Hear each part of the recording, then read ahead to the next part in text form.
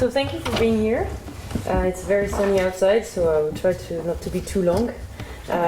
Just maybe before I go through the presentation or the overview about the market, just to explain you, to give you a short introduction of my role at the moment and the point of view I'm trying to bring here today. So I'm running the banking and financial services division of MicroPage in Geneva. So my point of view is very much specific to the Geneva market, and the clients we service go from asset management, private banking, retail, insurance. It can be family offices, it can be top hedge funds. So it's pretty much all the different sectors that we've seen just before in the slides. Okay, so I think the question you may ask yourself before you start this exam, which looks, it's hard work.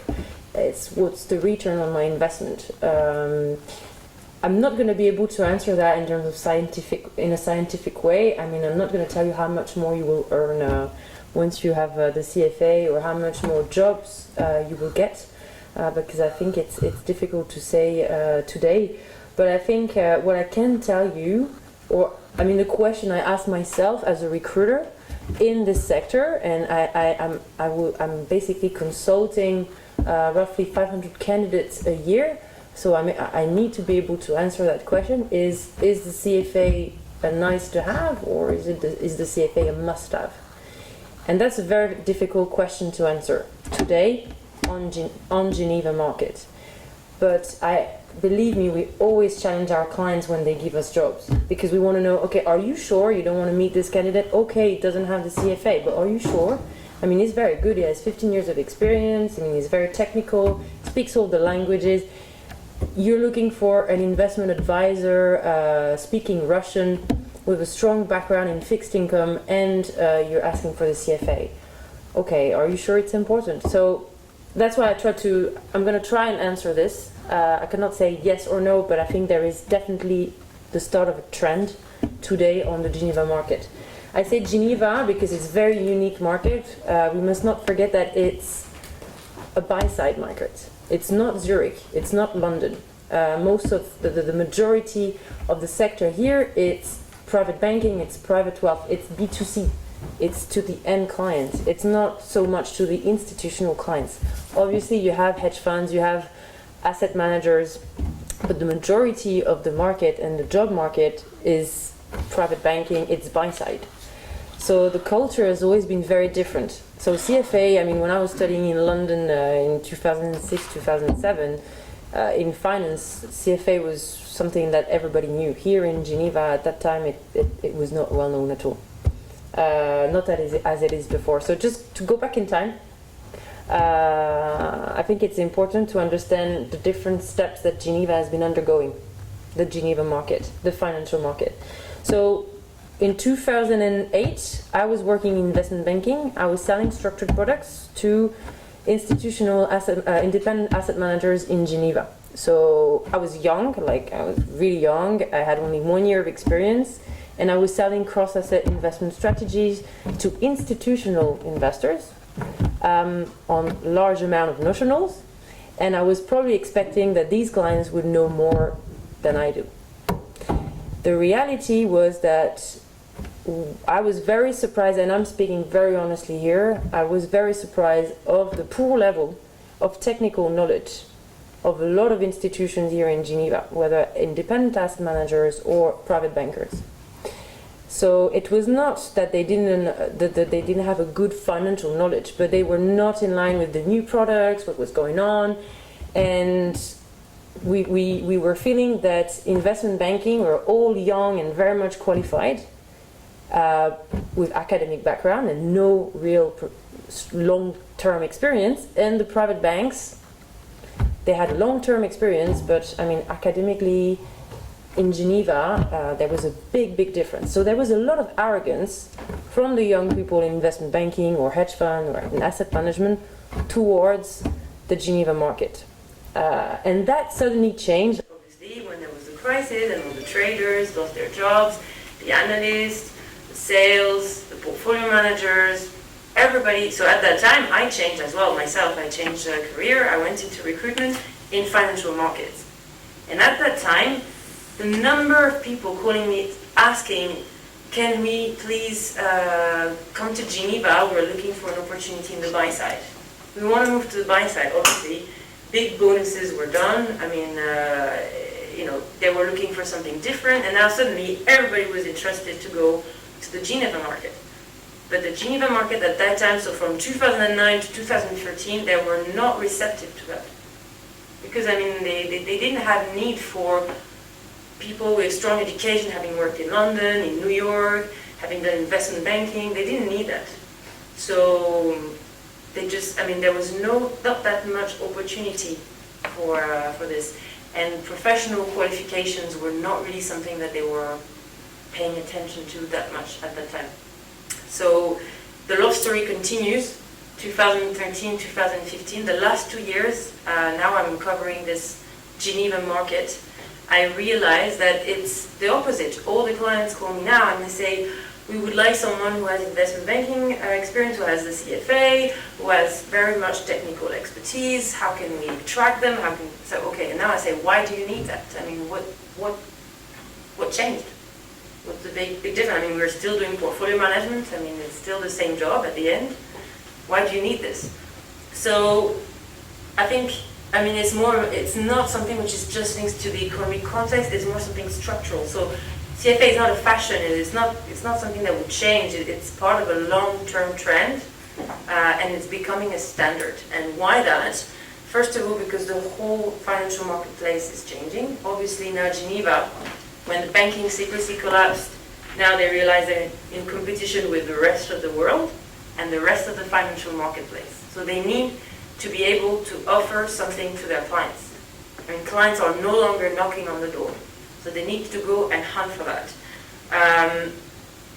The clients, they are different. They are younger, private clients, high net worth, they are more sophisticated, they are asking for more technicality behind, they want languages, they want to have someone, and sometimes they're also CFA Charterholders, and they also have strong banking qualification.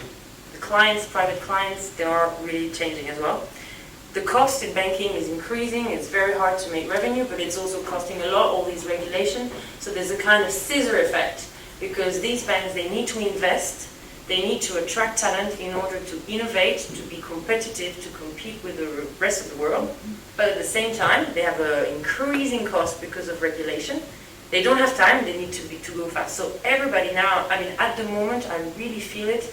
The banks, especially the big banks, the big private banks, they are really rushing for talents, and it's a big fight, because the ones that will attract the best talents will probably be the winners, and there will be losers. There will be a lot of losers, because there is a big consolidation on the market. So it's really a rush for talents, and so it's the best time to be having the most possible qualifications. Why do they need this as well? So CFA, but professional qualifications in general. I mean, in compliance, now you need a certificate of compliance, you need to have a legal background, and now you even need to have the bar exam, you need to be a qualified lawyer. This was not the case 2 years ago, not like 10 years ago, just 2 years ago. So basically, why would they hire someone having a CFA? It's a good way to market their brand to their clients. I mean, if you take Lombardier, or they would be really happy to say, okay, I'm sending an investment advisor to my end clients, but he has the CFA, the guy has, so they are marketing their brand as well to their clients. Second is that it's a guarantee for the regulators. I mean, I didn't realize that much, the importance of ethics in the CFA, but I think it's great. I mean, it's important for banks to show the regulators that their employees are well educated, that they can service the clients, and that there won't be any problems, and that all the questions of investment suitability is really, really important today. So CFA, CAIA, other qualifications are, hey, we have a label rouge on our employees, and it's fine, they're good.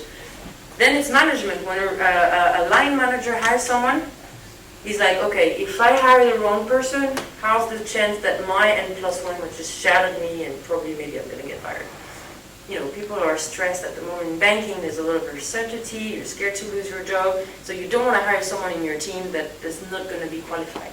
So first you use a recruiter because it gives you a kind of, look, I went to a professional to recruit this person. And second, oh, he has this and this qualification. So, you know, he's kind of certified. And then finally, I mean, it's Switzerland, they need to export their brand internationally. So if they export their brand internationally, they need to have international standards. And CFA is an international standard. So it's one of all these standards that Swiss private banks need to have. Also, just to conclude, I think the internal mobility is something very key today, because Switzerland is not going to be able to attract all the talent they need. They also need to promote talent internally. So there's not only juniors or newcomers in banking, you have a lot of seniors passing the CFA to catch up with all the experience they have acquired.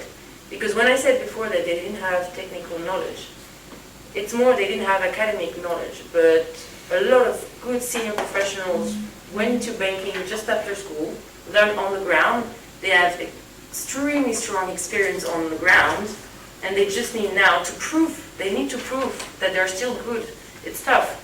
When you're 40 years old and you say, okay, are you still up to line? And yes, so CFA, I guess, or other qualifications is a way to have this internal mobility to continue. I mean, so yeah, I mean, I just wanted to share that with you.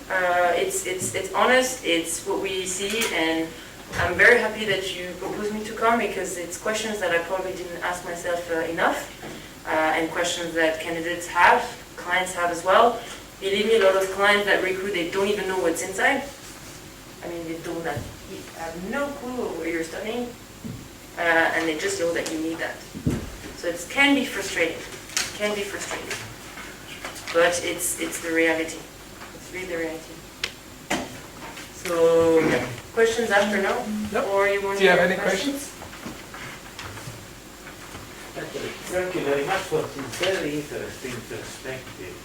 Do you see any difference in the perception or the appreciation of the CFA designation among different types of employers, let us say private, institutional, family office? Any difference? From the employer point of view? Yeah, from the employer point of view, or even from the client point of view, because one of the tenets that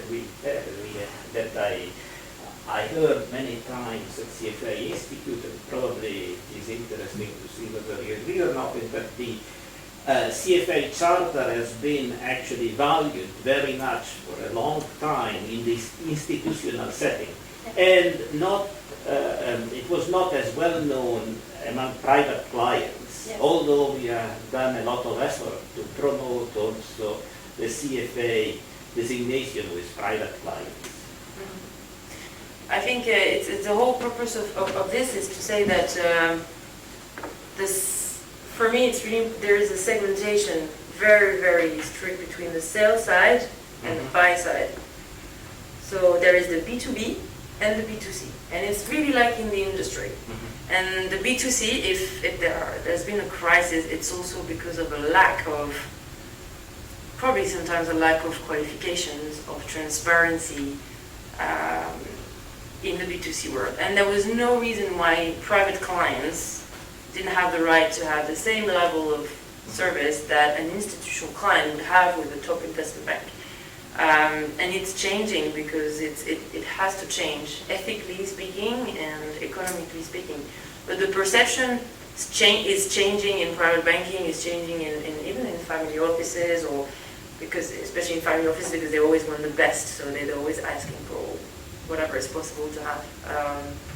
But to answer, I don't know if I'm answering correctly your question, but I think for me, as I said, CFA before in the institutional market is something that very well known. It's like Gaia is for alternative investment. It's starting to be more the case in private banking. It was not the case before. Definitely. And if I may comment as well, I actually like very much what you said about the ethical framework and the emphasis on the ethics that the CFA designation brings. To me, it is quite interesting to know how surprised people are by the suitability standards. And for the CFA designation, I think in the CFA world, we started in the 60s with standards that were far higher and far better than suitability, fiduciary duty standards. And it seems that it takes a lot of time before people really take in fiduciary duty, which means actually putting the client first. But this is more marketing questions, I guess. You probably have a lot of job to do on that. Yeah. And I called some friends and clients and candidates before I came to. I knew that we were passing the CFA or just had them, and just to because they were really into that and say what are you expecting from it, and the ethics side came out. But I didn't expect it at all. And I'm a recruiter in banking, and I can tell you that the employers, they don't really know it, they don't really feel that. But if you market it well, it's probably that it will, and it's a good marketing approach. No, but seriously, it's important. Very good. If there's no more questions, thank you very much.